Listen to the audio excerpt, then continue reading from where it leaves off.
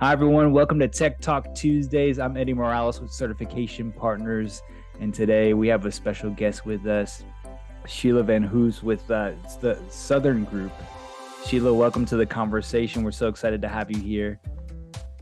Well, thanks, Eddie, for having me on a Tech Talk. I'm really excited. I get to watch them all, but now I get to participate in one. So it feels Yeah. really great to be here with everyone. Yes, we're excited to spend some time with you talking about tech education, workforce development, everything you're doing with the Southern Group, and yeah, just kind of like looking at future initiatives from a lot of what's happening in this on a state level, on the government side of things. So, why don't we jump in? Tell us a little bit about who you are and what you're doing at the Southern Group.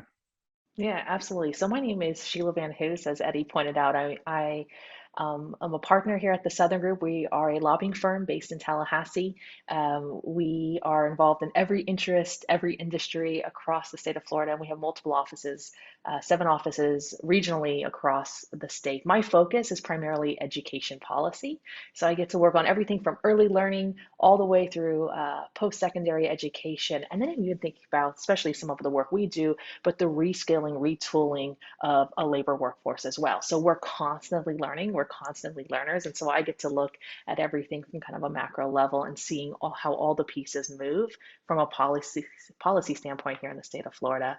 So that's my day to day, but I get to represent some amazing organizations like certification partners across the state of Florida and help you drive your mission. And so I feel blessed every day that I get to work with great organizations.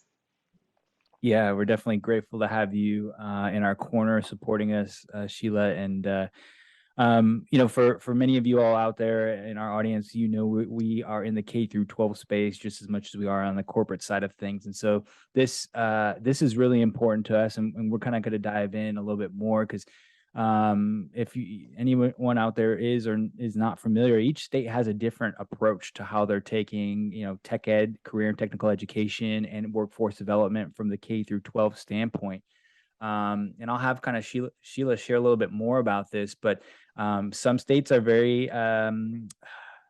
just a little bit more in depth with how they are approaching this, and some states maybe a little less. But here in the state of Florida, Arizona, where we're at, there's some other states, throughout the nation, and maybe Sheila can get a little bit more specific with examples. But Robust programming, really trying to equip these students so that when they graduate high school or secondary, they can either enter into the workforce and really be equipped for an internship, entry level job, maybe even mid level, depending on how much they've spent with these certifications. Um, or they can continue to build on that education that they received in a 2-year or 4-year degree program. So Sheila, would you kind of, from your perspective and what you've been doing probably over the last 5-10 years, I know you've been in a couple different environments where you've been introduced or around tech and kind of this early education sphere, but what are you noticing kind of overall is happening in the tech education and workforce development? How are they kind of overlapping? And, what are you seeing from a kind of a bigger at large scale when it comes to the amount of programming that's being focused on in this area? So talk a little bit about that. Yeah, well, I definitely had the luxury of being in the K-12 environment, in-house, internally, working in different organizations, from large public school districts to large education management firms, um, to code.org, where I nonprofit dedicated to computer science policy, and I led in 15 states the work that was being done with departments of education, governor's office, state legislatures, and moving that needle. And so I've always really enjoyed seeing those intersections, cross intersections. Um, so there, you were talking about industry certs, Eddie, and I definitely want to make sure we come back to talking about industry certs because uh, as we look at, especially what you're doing with your digital tools, your middle school certifications, being able to have, from such a young age, middle school students kind of have ownership of their education. And we know sometimes you earn an industry certification in middle school, and by the time you go out into the workforce, it's probably not as valid, but we have created in that student this desire to obtain an industry certification, to start thinking while they're what, 12, 13 years old, starting to think about what their future workforce pathway would look like. And so there is an extreme value in terms of industry certifications.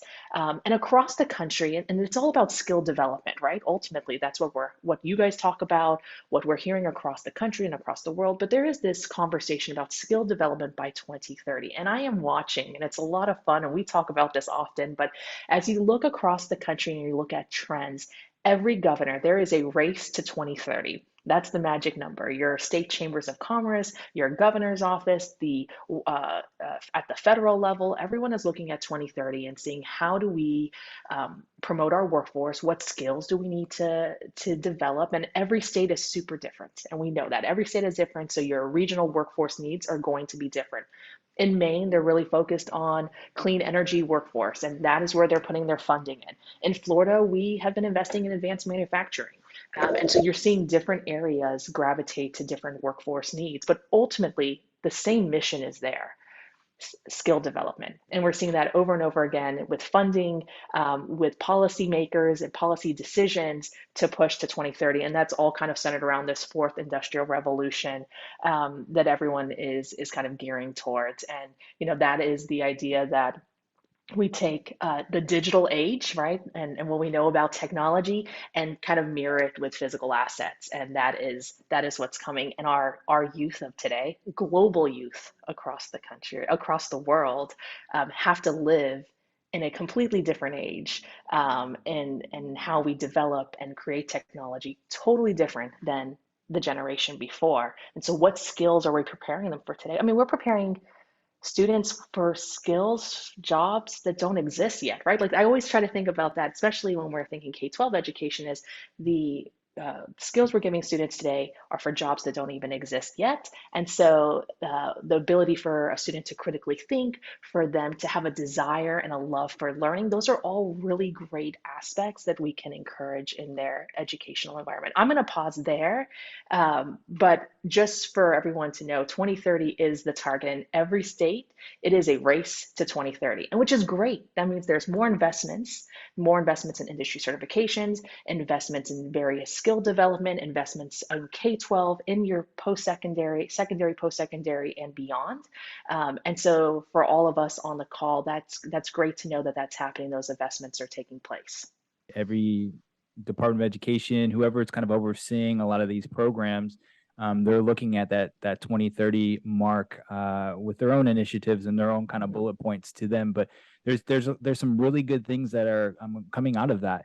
For us here in the state of Florida, there's this CAPE list that's been around for a little bit, but there's some revamping, revision happening. Like you said, there's the idea is that you're equipping a student for jobs that don't even exist yet. And so how do you look far enough ahead that you can give them the right tools for things like, we're exploring, artificial intelligence, and we're just scratching the surface with what some of those jobs may or may not look like, and how do you best prepare a student even now at a young age, like you said, to have that desire and develop that want to learn more about that, and keep them engaged from fifth grade all the way till they're maybe entering into the workforce at 21 years old. It's a long time, and a lot of things can change between now and then. So what are some of the programs from these investments and kind of these thoughts and ideas that are happening on that state or local level, that you see are kind of emerging? I mentioned CAPE.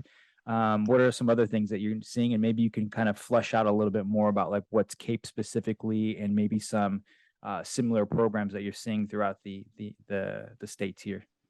Yeah, absolutely. So, in Florida, and I'd be curious, as you look at in the work you do in other states, is Florida the largest driver of industry certifications? And my assumption is yes.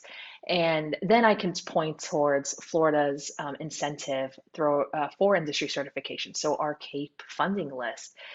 Every year, school districts, K-12, and also college, our post-secondary, there is bonus funding attributed per student attainment of an industry certification. And it has to be a rigorous certification. So there is a lengthy process to develop that CAPE list. It's a master credential list for the state that it's created by industry and education coming together. But then the Department of Education takes that list, puts weighted formulas to it to give a bonus funding to the schools and to the school districts for every student who earns an industry cert. And so when you have kind of like that carrot on the stick, it's driving schools to encourage students to obtain industry certifications as well. And so I'm making an assumption here because I don't know the data looking across the country, but I would definitely, probably from your vantage point, you probably can compare, being that you guys work across so many states when it comes to industry certification attainment. But I would bet that Florida is probably one of the larger Yeah. promoters of industry Yeah, I would certs. agree with that. I think just from looking at some of our numbers, Florida is one of our largest partners. You have states like Georgia, Ohio, Texas, Virginia, California, each again with their own kind of standards, their own rigor that they attach. But there are some good states that are really looking at the career and technical education aspect and those pathways to industry certifications with giving them a lot of attention. And I think I know we work a lot with Ohio and some of the schools there. Students are even receiving some, and I think it's maybe happening or maybe even looking into right now in Florida, but students can walk away with an industry certification and some college credit Yeah, going absolutely. into, post-secondary already because of some of these courses that they're taking. So yeah, there's a lot of states that are really looking into this, and it's definitely very exciting to be a part of that equation, to be working with Department of Ed and all these different school districts to, like I said, be a part of that pathway, be part of that process there. So